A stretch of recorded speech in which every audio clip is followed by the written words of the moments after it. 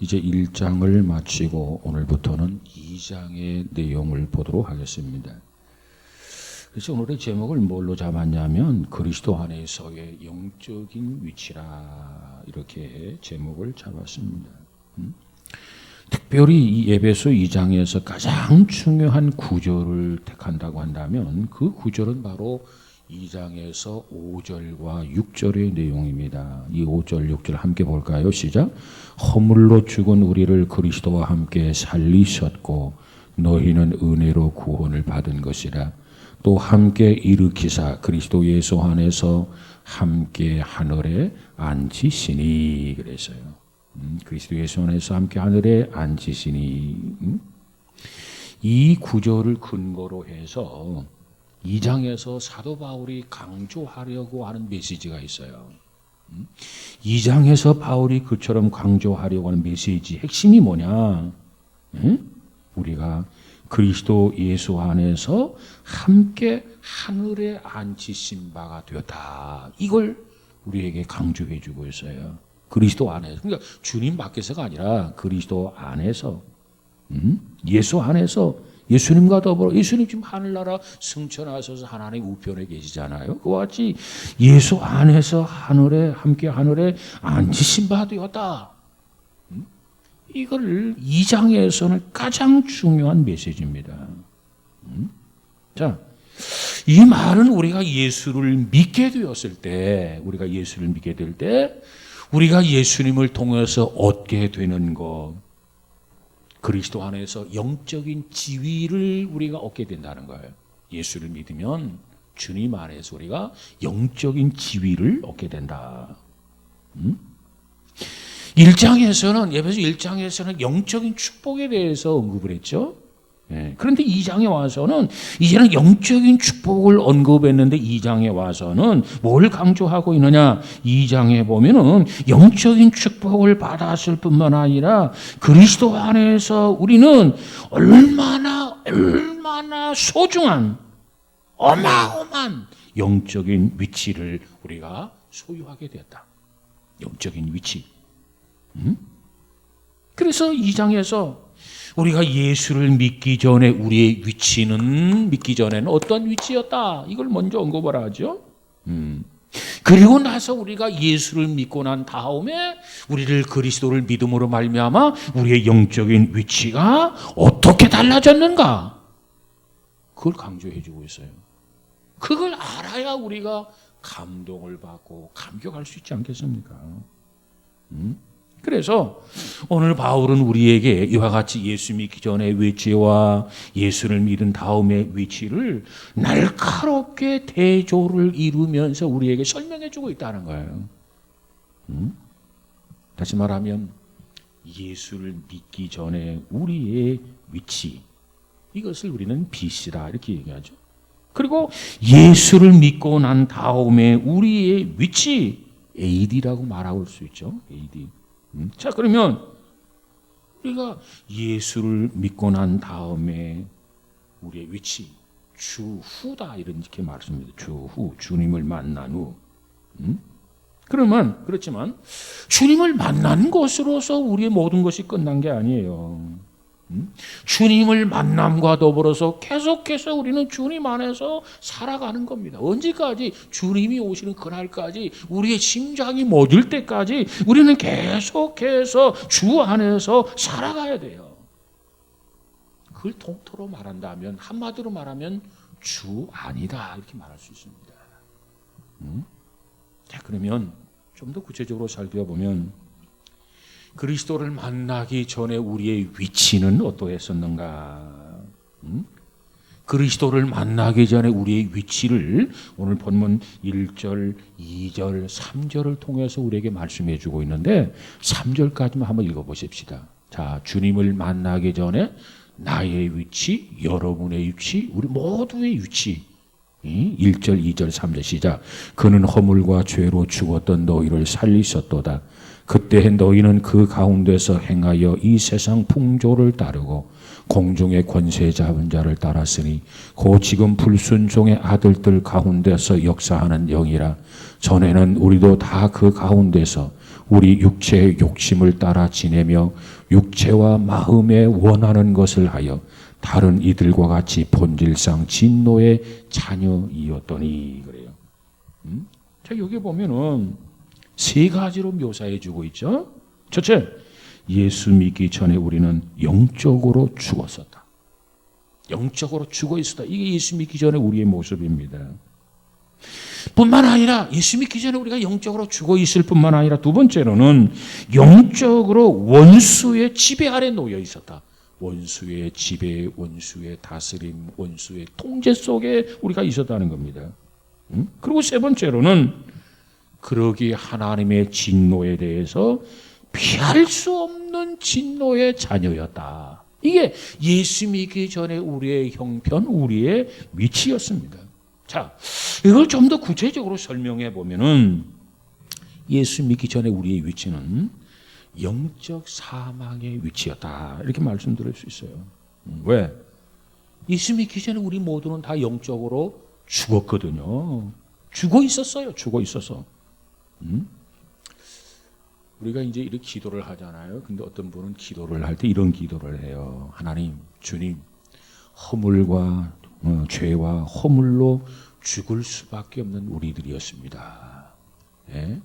허물과 죄로 죽을 수밖에 없는 우리들을 뭐 이렇게 기도하는 경우가 있어요. 근데 중요한 것은요, 우리가 성경을 보면은 성경은 한 번도 단 한 번도 우리를 향해서 말하기를 죽을 수밖에 없는 사람이라, 죽을 수밖에 없는 우리들이라 이렇게 표현해 주고 있지 않다는 거예요. 그러면 성경은 우리에게 뭐라고 표현해 주고 있느냐? 뭐라고 표현해 주고 있어요? 죽었다는 거예요. 죽었다는 거. 그러니까 죽을 수밖에 없다는 얘기는 아직 안 죽었다는 거예요. 에? 성경은 이미 우리에게 영적으로 죽었던 너희를 살리셨도다. 이미 죽었다고 성경은 말하고 있단 말이에요. 근데 우리는 아직도 죽을 수밖에 없는 죄인들 뭐 이렇게 기도하는데 우리가 그거 알고 기도해야 돼요. 신앙인은 뭐 하는 사람이 신앙인이냐? 주님 안에서 자기가 죽어야 신앙인이고요. 그래서 사도 바울도 처음에는 자기 자신을 쳐서 복종시킨다고 그랬어요. 근데 그걸로 족한 게 아니라 더 은혜를 받고 더 깨달으면 깨달을수록 내가 살아서는 안 되는구나. 그래서 예수님의 십자가에 자기 자신과 함께 예수님이 죽었다고 고백을 하는 거예요. 그래서 우리는 허물로 죽을 수밖에 없는 죄. 물론 그 이해는 해요. 무슨 의미인지. 그러나 엄밀히 말하면 죽을 수밖에 없는 죄인이라면 안 죽었다는 거예요. 아직도 살아있다는 거예요. 응? 성경은 우리에게 너가 죽어야 된다. 예수 안에서 죽어야 네가 산다. 어? 이게 우리에게 주시는 메시지예요.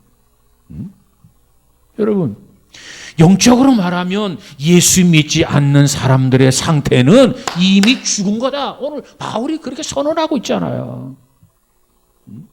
이게 무슨 얘기입니까? 성경에서 언급하고 있는 죽음이라고 하는 말, 예외 없이 한결같이 성경에서 언급하고 있는 죽음이라고 하는 의미의 핵심이 뭡니까? 분리를 말하는 거예요. 분리. 성경에서 항상 죽음이라는 말이 나오면 이건 분리를 의미한다. 이렇게 접근하면 틀림이 없어요. 이 분리를 우리가 보통으로 생각하게 되면 이 분리, 이 죽음은 뭐냐? 육체적인 죽음을 의미합니다. 육체적인 죽음.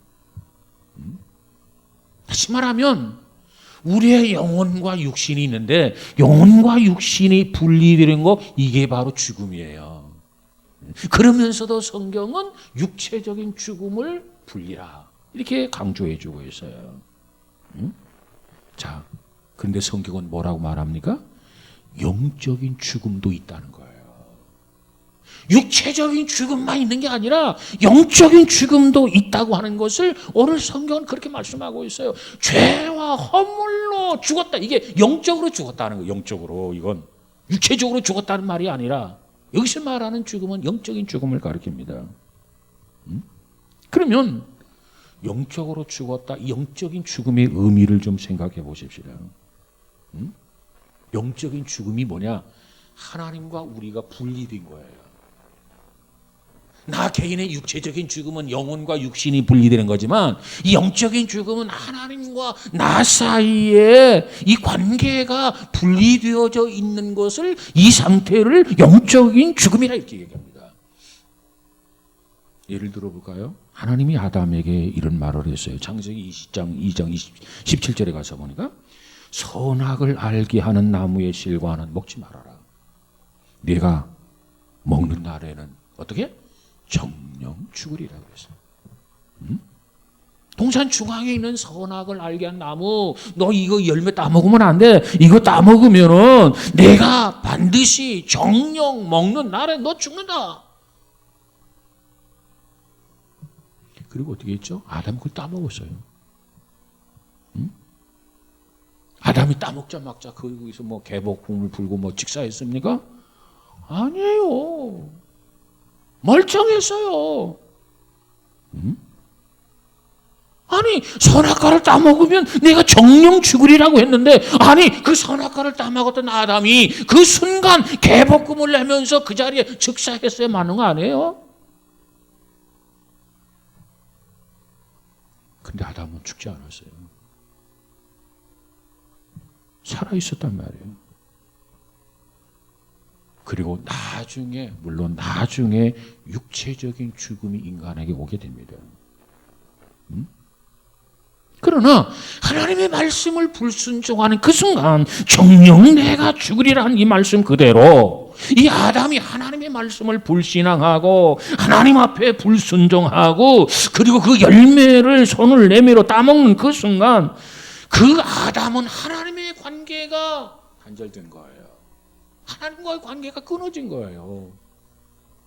그러니까 내가 이 선악과를 따먹는 날에는 내가 정령 죽으리라. 이 죽음은 육체적인 죽음을 말하는 게 아니라 영적인 죽음을 말하는 겁니다. 육체적인 죽음을 말한다면 그 자리에 즉사했어야지. 근데 살아있어서. 영적인 죽음이 뭐냐?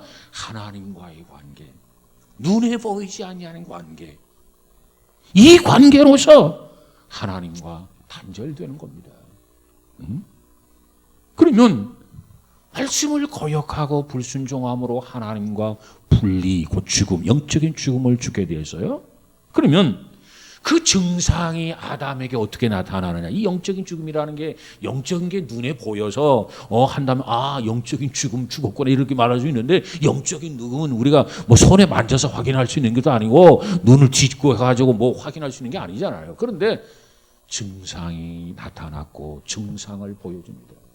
그것을 따먹은 순간 아담은 영적으로 죽었다. 하나님이 말씀한 그대로 정령 죽으리라. 그 말씀 그대로 아담이 죽었다라고 하는 것을 우리에게 증상으로 보여주고 있어요. 그 증상이 뭡니까? 누가 말하지 않았는데 아담이 하나님을 피하기 시작합니다. 왜? 부끄러워서 하나님을 피하기 시작해요. 이게 하나님과 분리된 증상이에요. 그리고 아담은 이제 자기 방어를 위해서 변명을 늘어놓기 시작해요. 이게 하나님과 영적으로 분리됐다는 겁니다. 영적으로 죽은 증상이에요.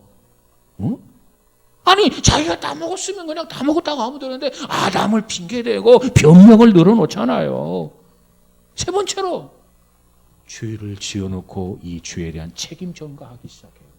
이게 영적으로 죽었다라고 하는 하나의 증상입니다. 이 세 가지를 우리가 모아서 하나님이 말씀한 그대로, 야 선악과를 따먹는 날에는 내가 정령 죽으리라. 틀림없이 너 죽는다. 아 그런데 뭐 싱싱거리고 뭐 돌아다니고, 야 안 죽냐? 하나님 거짓말장이 아니야? 영적인 죽음을 말한다니까. 그 목사님 영적으로 죽었는지 어떻게 압니까? 세 가지라는가? 하나님을 피하기 시작해요. 하나님 앞에 떳떳한 아담이 왜 하나님을 피하기 시작합니까? 왜 자기 방어를 자꾸 하느냐고요? 왜 사람 핑계대고 하와 핑계를 대냐 말이에요. 이것이 하나님과 하나님 말씀한 그대로 관계가 단절되었다라고 하는 하나의 증상입니다.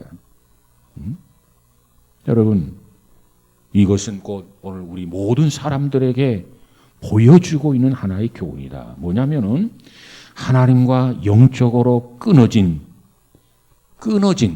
그런 사람들은 이미 영적으로 죽었다. 죽은 상태다. 이렇게 우리가 진단할 수 있습니다. 그러면 두 번째로 영적으로 이와 같이 사망한 원인, 왜 영적으로 죽었는가? 그 원인에 대해 살펴본다면, 자, 오늘 본문 1절을 한번 다시 볼까요? 2장 1절 시작.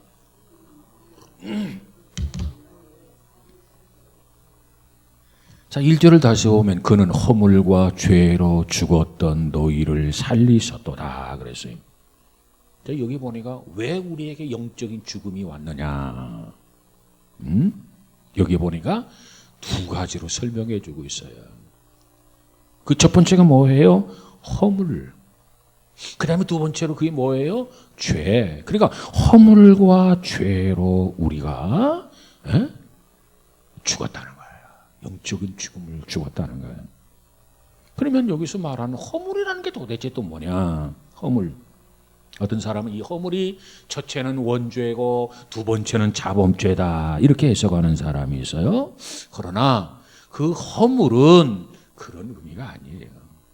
그럼 허물이라고 하는 건 도대체 뭐냐? 자, 허물이란 본래 밟지 말아야 할 땅을 밟는 게 허물이에요. 또 들어가지 말아야 할 곳에 들어가는 거, 이게 허물이에요. 그러니까 다른 말로 말하면 여기서 허물이라고 하는 것은 하지 말아야 될 일을 하는 것, 그게 허물이에요. 우리가 하지 말아야 할 일들을 했다는 거예요. 그 허물, 그로 인해서 영적으로 죽었고, 그 다음에 두 번째가 뭐냐면 죄라는 거죠. 죄. 그럼 죄라고 하는 게 도대체 뭐냐?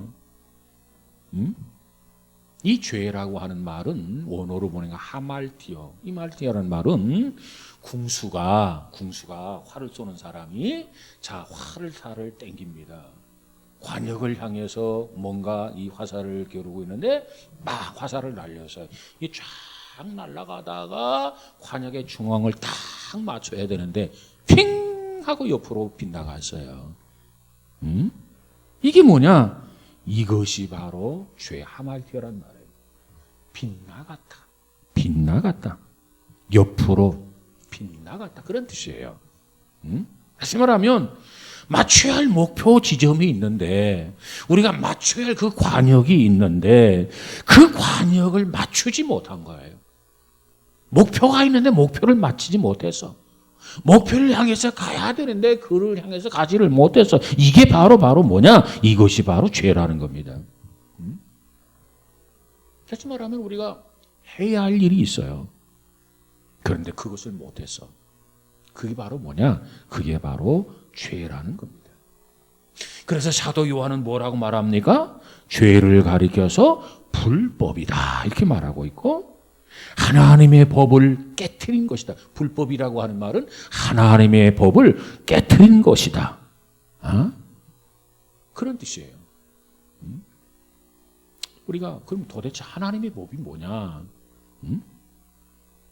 하나님의 법을 깨트렸다. 하나님의 법을 지키지 못했다. 도대체 하나님의 법이라는 게 뭐냐? 성경에 보니까 크게 두 가지입니다. 하나는 하라고 하는 명령의 법이 있어요. 그리고 또 하나는 하지 말라고 하는 금기령의 법이 있어요. 그러니까 하라고 하는 것은 우리가 행해야 돼. 하지 말라고 하는 것은 하지 말아야 돼. 근데 하지 말라고 했는데 자꾸 한다거나 하라고 했는데 안 한다거나 이게 바로 뭐냐? 이게 바로 죄라는 거예요. 그러니까 허물은 들어가지 말아야 할 곳에 들어간 거, 밟지 말아야 할 땅을 밟는 거, 이게 바로 허물이고 죄라고 하는 것은 곧 하나님의 말씀 앞에 우리가 순종해야 되는데 하라는 거에 대해서는 하지 아니하고 하지 말라고 하는 것은 또 하고 마치 천국일처럼 이렇게 행동하는 그거 바로 죄라는 겁니다. 그래서 하나님 앞에 불순종하고 그래서 하나님을 거역하고 그것 때문에 하나님과의 관계가 분리되고 그래서 우리는 그 상태를 뭐라고 하느냐? 영적으로 죽었다. 우리는 이 상태에 놓여 있었어요. 자, 그런데 그러면서도 이 죄의 허물 문제를 해결할 수가 없었어요. 이 상태에 놓여 있었는데 이 땅에 예수님이라고 하는 분이 오셔서 십자가의 사건을 통해서 예수님이 우리 지은 죄와 우리의 허물을 위해서 대신 십자가를 지심으로 죄값을 대신 지불해 주었다는 겁니다. 그리고 이걸 믿으라는 거예요. 그러면서 이것을 내가 믿느냐? 하나님이 또 반문해요. 내가 믿습니다. 그러면 그래, 너는 죄사함을 받았느니라.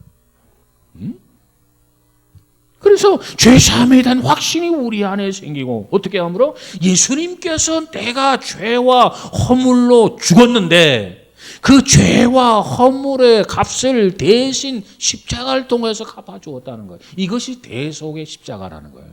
내 대신 죄값을 대신 지불했다. 그것이 믿어지고 그것을 확신하면서 우리는 영적으로 죽었는데 그 죽음 안에서 1절에 보니까 죽었던 너희를 살리셨도다. 주님 안에서 우리가 살아나는 거예요. 그래서 주님 안에서 우리가 새 생명을 얻는 거예요.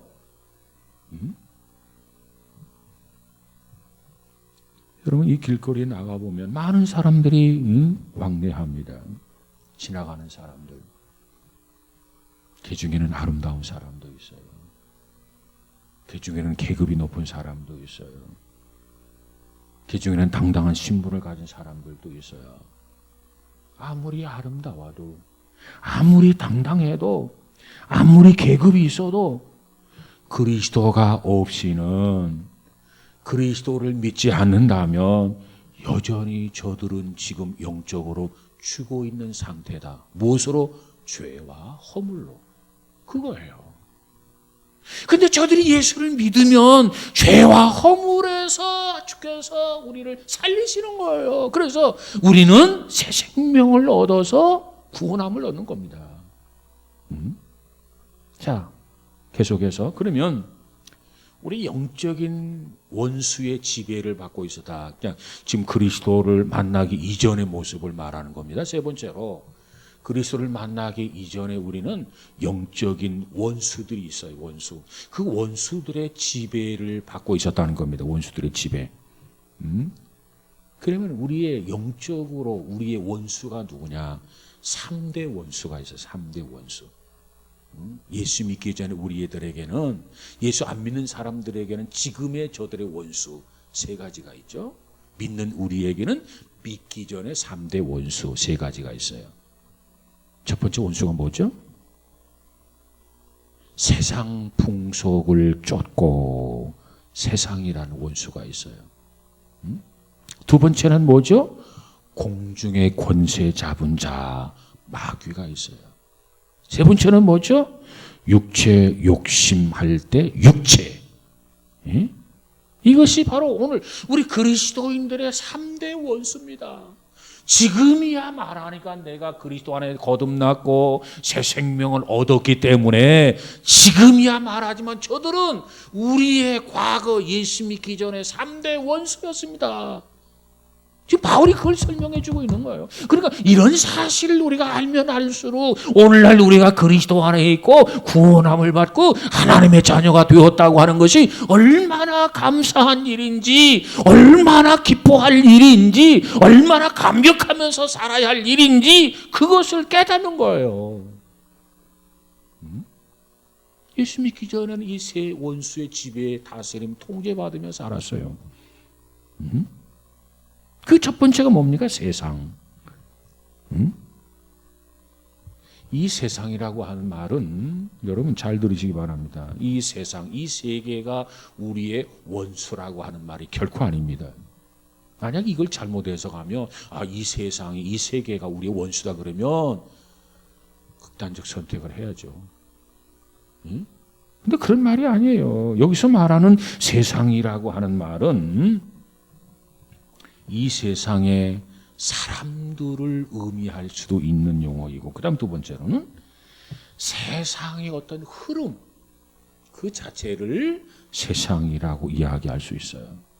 그런데 여기서 말하는 세상은 이 세상의 그리스도인들을 잘못 인도할 수 있는 악한 사조와 악한 흐름을 대표하고 있는 세상의 악한 시스템, 악한 체계를 말하는 겁니다. 이걸 세상이라고 말하고 있어요.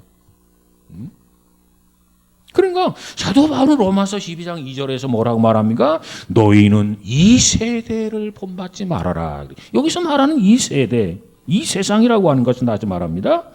악한 사조나 흐름을 대표하는 세상의 악한 시스템, 악한 체계를 의미한다. 예수 믿기 전에는 세상의 그 흐름, 그 체계에 우리가 끌려다니고 지배당하고 그렇게 살 수밖에 없잖아요. 우리가 그렇게 살았다. 그래서 우리 원수였다. 바울이 지금 그걸 말하고 있는 거예요. 그 다음에 두 번째로는 뭐라고 말합니까? 두 번째 원수가 있어요. 공중의 권세 잡은 자, 마귀가 있다는 거예요. 공중의 권세 잡은 자. 이 마귀라고 하는 존재는 공중의 권세 잡은 자입니다. 악령들을 움직이면서 사람들의 삶 속에 도덕적으로 잘못된 영향을 계속 끼치는 거예요. 그러면서 영적인 파괴력을 행사하고 있는 무서운 존재가 바로 마귀, 무서운 존재가 바로 귀신입니다. 마귀는 우리 위에 군림하고 있는 우리의 또 하나의 원수예요. 자, 두 가지 설명을 드려서요. 그 다음에 세 번째 원수가 있는데 육체가 있어요. 육체. 여기서 말하는 육체는 여러분 잘 들으시기 바랍니다. 이 몸뚱아리를 말하는 게 아니에요. 헬라어에서 말하는 육체는 두 가지 의미가 있어요. 성경에서 육체는 이 무슨 육체인가? 헬라어에 보면 두 가지 단어가 있는데 하나의 단어는 단순히 신체, 바디, 신체를 의미하는 그저 뜻, 소마라고 하는 헬라어 단어가 있어요. 소마. 이건 단순히 우리 신체를 의미한다 이렇게 볼 수 있고요. 그 다음에 또 하나의 단어는 뭐냐면 우리 안에 이 소마라고 하는 단어는 우리가 만질 수 있고 느낄 수 있는 거거든요. 그러니까 우리 몸이 이렇게 만질 수도 있고 다 느낄 수 있잖아요. 근데 이건 소마고 그 다음에 또 하나의 단어는 뭐냐면 살크스라고 하는 단어예요. 이건 뭐냐? 우리 눈으로 볼 수 없어요. 눈으로 만질 수도 없어요. 다시 말하면 이걸 뭐라고 말하냐면 부패한 성품을 말합니다. 그러니까 부패한 성품을 말할 때 그 용어는 단어는 살크스. 그 단순한 우리 몸을 말할 때 소마 이렇게 구분해 주는 거죠. 그런데 오늘 여기서 말하고 있는 육체란 뭐냐? 후자 살크스란 말이에요. 부패한 성품을 말하는 거예요. 타락한 성품. 그냥 단순히 우리의 몸뚱아리, 이 신체를 말하는 게 아니라 우리 안에 부패한 본성을 심어놓고 잘못된 영향을 계속해서 제공을 하는 거예요. 그래서 진리대로 살아야 되는데 진리대로 살지 못하도록 자꾸 곁길로 나가도록 계속 영향력을 행사하면서 우리를 통제하고 우리를 다스리고 우리를 지배한다는 거예요. 바울이 그 사실을 알고 있어요. 그래서 바울이 이렇게 고백하고 있는 겁니다. 내 속 곧 내 육신에 선한 것이 거하지 아니하는 줄을 아노니. 로마서 7장 18절에. 육신에 선한 것이 거하지 아니하는 줄을 아노니.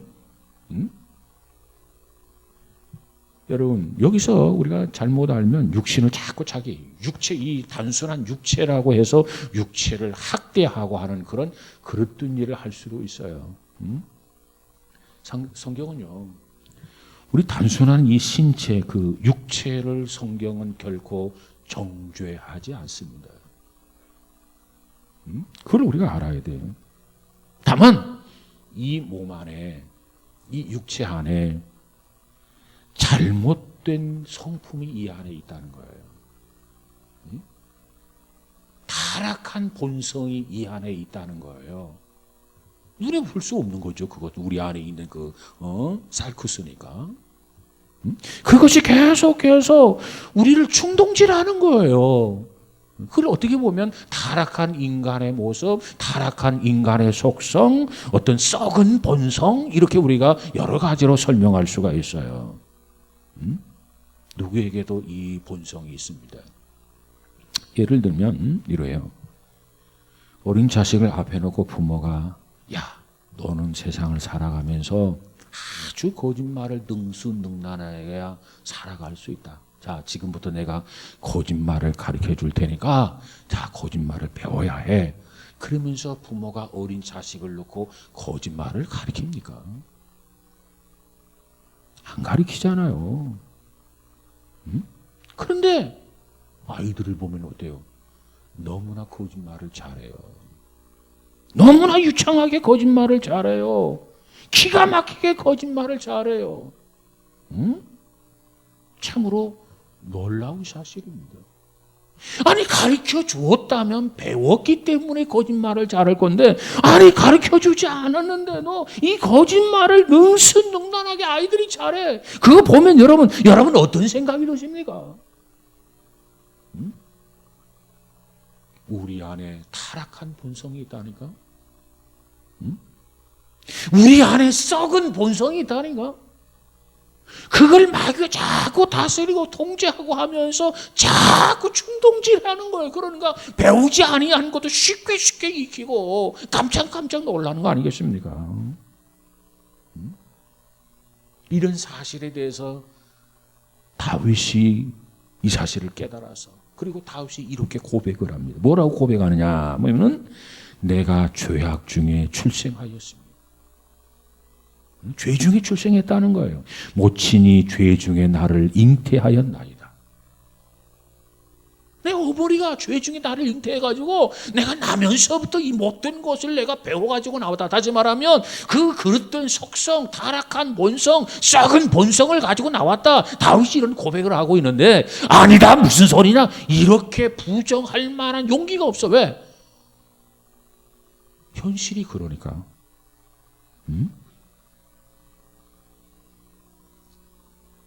우리 마음속에 누구에든지 가지고 있는 그 본성, 썩은 본성,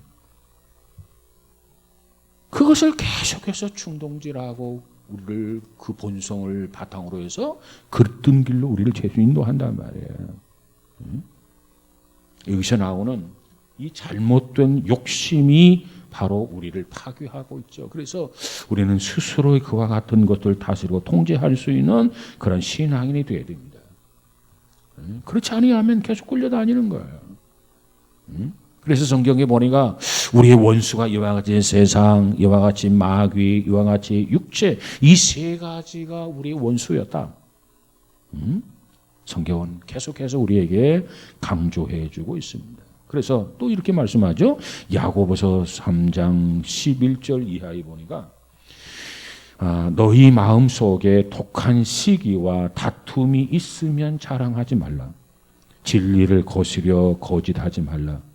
이러한 지혜는 위로부터 내려온 것이 아니요 세상적이요 정욕적이요 마귀적이니 그랬어요.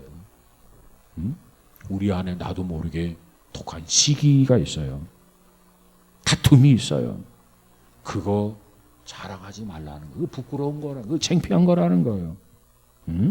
그것으로 인해서 진리를 거스리고 복음을 거스리지 말라는 겁니다. 왜? 이와 같은 것은 위로부터 내려온 게 아니에요. 다시 말하면 하나님이 주신 일이 없다는 거예요. 그럼 어디서 나왔느냐? 출처가 어디냐? 세상적이요, 정욕적이요, 마귀적이다. 그러면서 야고보 4장 1절에서는 너희 중에 싸움이 어디로, 다툼이 어디서 쫓아나느냐? 너희 지체 중에서 싸우는 정욕으로 쫓아난 것이 아니냐 그랬어요. 그럼 야고보 4장 4절에 가서 보니까 간음하는 여자들이여 세상과 벗된 것이 하나님의 원수임을 알지 못하느냐? 그런즉 누구든지 세상에 벗이 되고자 하는 자는 스스로 하나님과 원수가 되게 하는 것이니라. 그러므로 너희는 마귀에게 지배받지 말고 하나님께 순복해라. 이것이 야고보서를 통해서 우리에게 주시는 교훈입니다. 그래서 야고보서 4장 7절에 그러므로 마귀를 대적하라. 이 마귀는 우리의 원수야. 그러므로 마귀를 대적하라. 그리하면 마귀가 너희를 피하리라 그랬어요.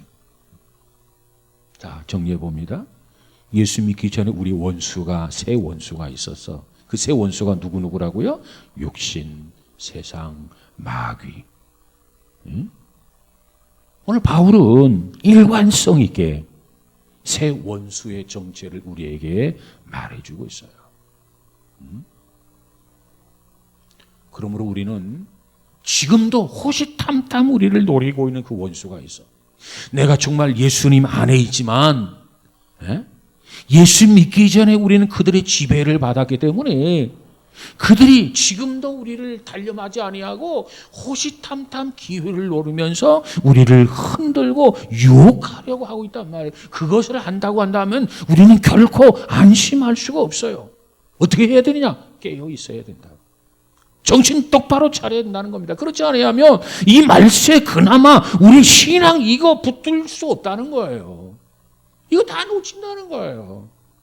다시 세상으로 끌려간다는 거죠. 다시 마귀로 끌려간다는 거죠. 다시 자기 속성의 지배를 받게 된다는 거예요. 그래서 성경은 우리에게 요구하는 게 있어요. 뭐냐면 늘 깨어서 경성하라. 그렇습니다. 오늘 바울은 이 에베소 2장에서 우리가 지금은 예수를 믿고 있지만 예수 믿기 전에 우리는 이처럼 이 새 원수들에게 일방적으로 지배를 당하고 끌려다녔었다. 이게 예수 믿기 전에 우리의 모습이었다. 근데 마귀가 우리를 처럼 끌고 다니는데도 불구하고 우리는 그들에 대해서 거스릴 만한 힘이 우리에게는 없었어요.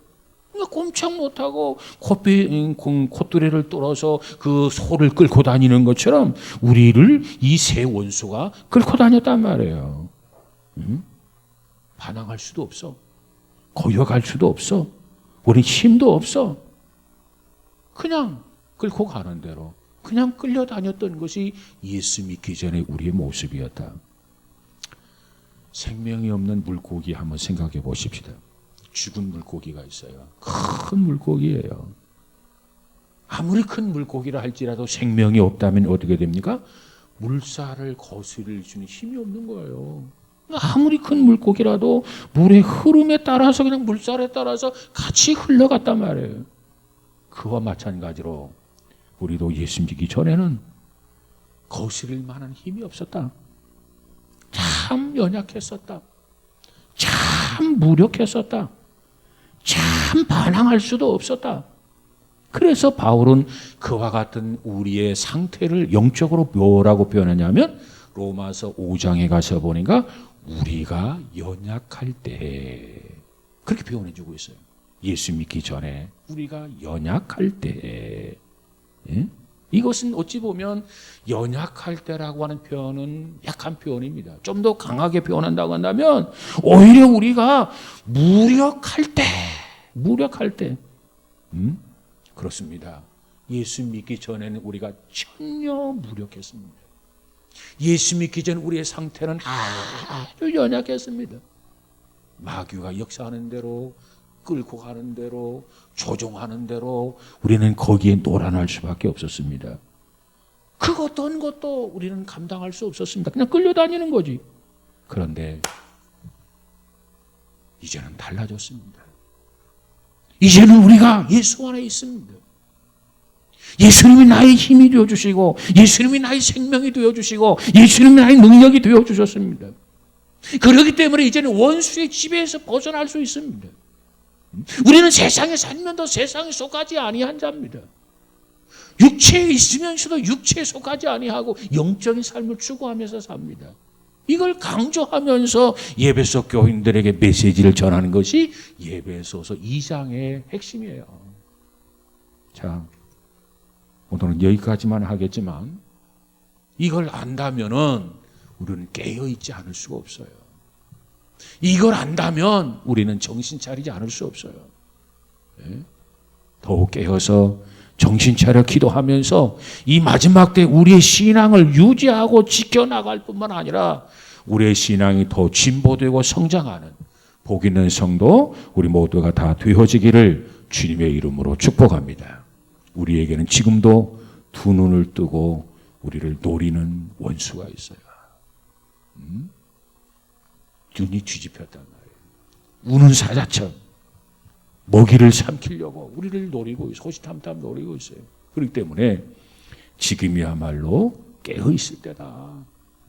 그렇지 않으면 다시 그 옛날로 다시 돌아가서 세상에 지배받고 육체에 지배받고 사탄에게 지배받고 그저 무력하게 이리 끌려다니고 저리 끌려다닐 수밖에 없다는 겁니다. 그러면 뭐예요? 계속적으로 잘못된 일을 행하고 잘못된 일을 즐기고 잘못된 일을 기뻐할 수밖에 없어. 네? 그러나 우리는 정신 차려야 되지 않아요?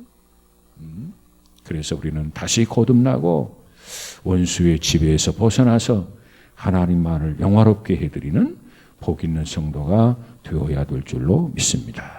오늘은 여기까지만 할래요. 기도하겠습니다. 거룩하신 하나님 감사합니다. 우리가 예수 믿기 전에 위치는 어떠했는지 영적으로 죽었다는 사실을 인정하고 왜 영적으로 죽었는가도 진단을 하고 그러나 오늘 이 시대는 하나님의 은혜로 구원받았고 자녀가 되었고 백성이 되었고 어떻게 하면 이 믿음을 지켜나갈 수 있는가 다시 한번 답을 얻고 해결해 나가는 우리 모두가 다 되어지게 하여 주옵소서. 우리가 깨닫지 못한 부분이 있다고 한다면 성령께서 깨달음을 주셔서 정말 감격과 감격 속에서 하나님 앞에 감사하고 찬양하며 살아가게 하여 주옵소서. 주께서 한 주간도 지켜주시고 장중안에 품어주시고 늘상 통행하면서 마귀의 지배받고 다스림과 통제 속에 살아가는 게 아니라 오직 살아도 주님을 위해서 죽어도 주님을 위해서 주님을 기쁘고 영화롭게 하는데 최선을 다하는 후회 없는 그런 삶을 살아가게 하여 주옵소서. 성령께서 함께 해 주실 줄로 믿사옵고 예수님 이름으로 기도하옵나이다. 아멘.